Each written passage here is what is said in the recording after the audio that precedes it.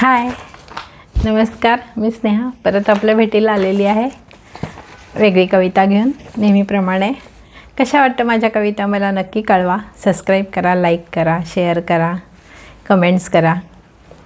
माझ्या पुढच्या कवितेचं नाव आहे खेद.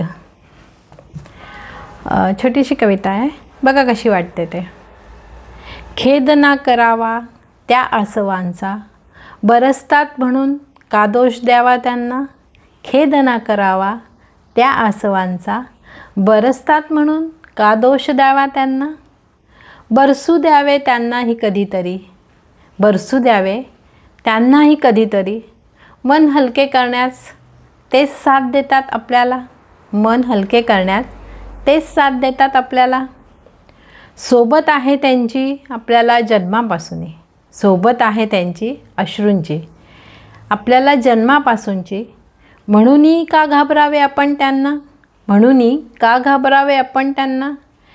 ते असती म्हणूनच बळ मिळते जगण्या, ते असती म्हणूनच बळ मिळते जगण्या.